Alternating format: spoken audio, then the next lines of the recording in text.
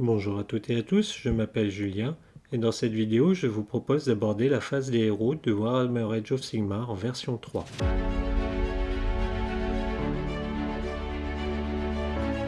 Cette vidéo s'adresse en priorité aux personnes qui n'ont jamais joué.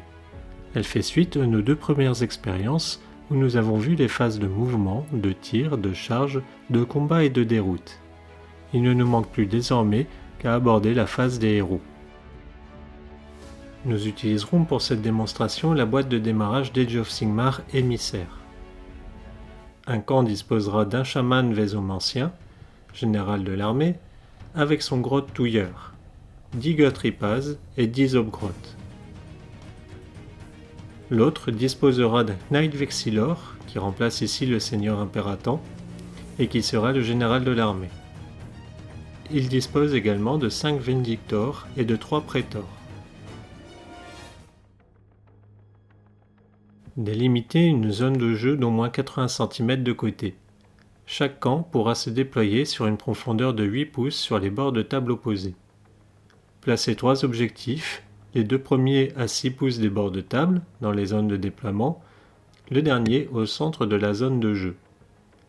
Si un camp totalise plus de figurines que son adversaire à 6 pouces ou moins du centre de l'objectif à la fin de son tour, il marque 1 point de victoire pour l'objectif situé dans sa zone de déploiement, 2 points de victoire pour celui au centre, 3 points de victoire pour l'objectif situé dans la zone de déploiement adverse. Comme nous l'avons vu dans la vidéo précédente, la partie débute par un jet de dés. Le plus haut résultat choisit un bord de la table de jeu et y place une unité en respectant la cohésion entre les figurines. Son adversaire fait ensuite de même et en alterne ainsi jusqu'à ce que toutes les unités aient été placées. Le camp qui termine son déploiement en premier vole la priorité du premier round de bataille et décide qui va jouer en premier. Dans notre exemple, les Uruk ont terminé de se déployer en premier et choisissent de jouer en premier. Le camp qui va jouer en premier reçoit 1 point de commandement et celui qui joue en second en reçoit 2. Ces points pourront être dépensés lors du premier tour de jeu pour utiliser des aptitudes de commandement. Les points de commandement inutilisés durant le round sont perdus. Chaque tour de jeu débute par la phase des héros. Lors de celle-ci, chaque camp reçoit 1 point de commandement supplémentaire si son général est présent sur le champ de bataille. Il convient de distinguer les actions héroïques des aptitudes de commandement. Les actions héroïques ne nécessitent pas de points de commandement pour être effectuées. En commençant par celui dont c'est le tour de jeu, chaque camp choisit un héros qui pourra effectuer une des actions suivantes: commandement héroïque, volonté héroïque, heure de gloire ou guérison héroïque. Cette action s'applique sur le héros lui-même. Les héros sont référencés par le mot-clé correspondant sur leur charte d'unité. Dans notre exemple, les deux armées sont pour le moment trop loin l'une de l'autre pour qu'il soit intéressant de déclarer des actions héroïques. Les aptitudes de commandement nécessitent un point de commandement pour être effectuées. Chaque phase de jeu dispose de possibilités de déclarer des aptitudes de commandement génériques. L'utilisation d'une aptitude de commandement est annoncée en commençant par le camp dont c'est le tour de jeu. Les ordres donnés par les champions d'unité ne s'appliquent qu'à leur propre unité. Les ordres donnés par les héros, signalés par le mot-clé correspondant sur leur charte d'unité, peuvent s'appliquer à une unité entièrement à 12 pouces 2. Enfin, les ordres donnés par les généraux et les effets des totems peuvent s'appliquer à une unité entièrement à 18 pouces 2. Pour ce premier tour de jeu, aucun camp n'utilise d'aptitude de commandement en phase des héros. Durant cette phase, les sorciers peuvent également utiliser leur magie. Seul le camp dont c'est le tour peut tenter de lancer des sorts, l'autre peut tenter de les dissiper. Lors de ce premier tour Uruk, le chaman va tenter d'utiliser son aptitude signature, donner un élixir à une unité de Krulboyz adjacente. Cette aptitude signature est jouée à la place du lancement de sort, il n'est pas besoin de dépenser des points de commandement pour pouvoir la lancer. La suite du tour est jouée comme nous l'avons vu lors des vidéos précédentes.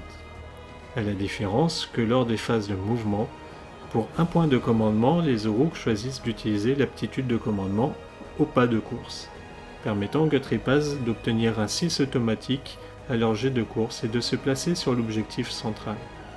Les Obgroth restent autour de l'objectif dans leur zone de déploiement, et le chaman avance prêt à soutenir les Guthrie-Paz pour le tour suivant. Lors de ce tour, les Obgrottes sont trop loin pour pouvoir tirer sur les Stormcast. Les Guthrie-Paz ayant couru lors de ce tour, ils ne peuvent pas tenter de charge, et le chaman est trop loin de toute unité Stormcast pour pouvoir le faire. Ces actions mettent fin au premier tour Uruk.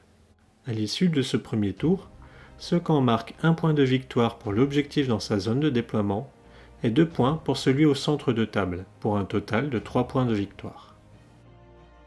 Nous pouvons passer au tour des Stormcast. Celui-ci débute par la phase des héros également, et chaque camp obtient 1 point de commandement supplémentaire pour leurs généraux encore présents, portant le total à 1 point de commandement pour les Uruk, 3 pour les Stormcast.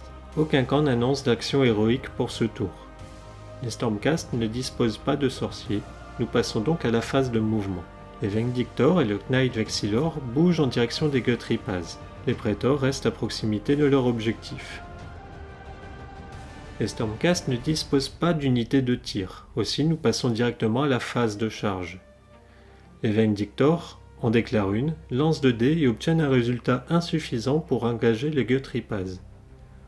Grâce à 1 point de commandement, ils peuvent recevoir l'ordre en avant vers la victoire et relancer ce jet, ce qui leur permet de réussir leur charge. Il reste 2 points de commandement au Stormcast.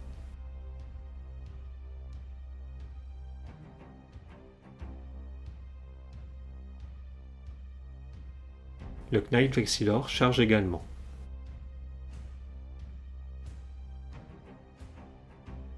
Lors de la phase de combat, le Knight Vexillor est à portée d'ordre de lui-même et déclare une attaque en règle qui lui permet d'obtenir une relance des jets de 1 à la touche. Les Krull Boys sont sous l'effet de l'élixir de leur chaman qui leur accorde toujours +1 à la sauvegarde. Lors du combat, les Uruk enregistrent 2 pertes et répliquent sur le Knight Vexillor sans parvenir à le blesser. À l'issue de cette phase de combat, les Krull Boys perdent 2 figurines supplémentaires suite à leur jet de ralliement. Il aurait été possible pour les Uruk de dépenser 1 point de commandement pour lancer l'ordre Présence exaltante et ne pas effectuer de jet de morale pour cette unité. Nous avons volontairement choisi de ne pas le faire pour vous expliquer le mécanisme de décompte des points de victoire. En effet, à l'issue du premier tour de jeu Stormcast, ce camp remporte 1 point de victoire pour l'objectif dans son bord de table et revendique également 2 points de victoire sur l'objectif central car il comptabilise 5 figurines plus un personnage avec une caractéristique de blessure de 5 ou plus, qui compte lui-même pour 2 figurines. Le score à la fin du round est de 3 partout. Enfin, les points de commandement inutilisés sont perdus. Un nouveau round de bataille peut commencer. Le round démarre par un jet de priorité remporté par les Uruk. Ceux-ci décident de jouer en premier. Ils vont donc recevoir 1 point de commandement, plus un second pour la présence de leur général sur le champ de bataille. Les Stormcast en obtiennent 3 pour jouer en deuxième et pour leur général. La phase des héros débute par la déclaration des actions héroïques. En prévision du tour, les Uruk déclarent Heure de gloire pour le chaman qui leur permettra d'obtenir des bonus au jet de blessure et de sauvegarde. Les Stormcast choisissent Volonté héroïque qui permettra éventuellement à leur général de tenter de dissiper un sort lors de cette phase. Le chaman Uruk lance un sort de trait mystique sur le Knight Vexillor. Celui-ci a une portée de 12 pouces et une valeur de lancement de 5. Pour pouvoir lancer le sort, le chaman lance 2d6 qu'il additionne et doit obtenir un résultat de 5 ou plus. Il obtient ici un résultat de 11. Pour tenter de le dissiper, le Knight Vexillor doit faire de même. Il lance 2d et son résultat doit être strictement supérieur à celui obtenu par le chaman, ce qui n'est pas le cas ici. Il prend donc une blessure mortelle. Ainsi s'achève la phase des héros de ce second tour de jeu pour les Uruk. Nous allons arrêter la démonstration ici, vous avez compris désormais comment effectuer la phase des héros, donner des ordres et lancer des sorts. N'oubliez pas que les points de commandement non utilisés en cours d'un round de bataille sont perdus, et que de nouveaux sont attribués au round suivant, puis à chaque phase des héros. Continuez ainsi jusqu'à la fin du 5e round de bataille. Le camp qui obtient le plus de points de victoire remporte la partie. Nous arrivons à la fin de ces vidéos didactiques. Pour aller plus loin, nous vous conseillons de faire une lecture attentive du livre de règles Age of Sigmar pour comprendre les subtilités de certains mécanismes et les intégrer progressivement à vos parties. Vous pourrez ensuite développer davantage vos armées et vous référer à leur Battle Tome pour donner plus de profondeur au jeu. Nous vous remercions d'avoir regardé cette vidéo. À bientôt.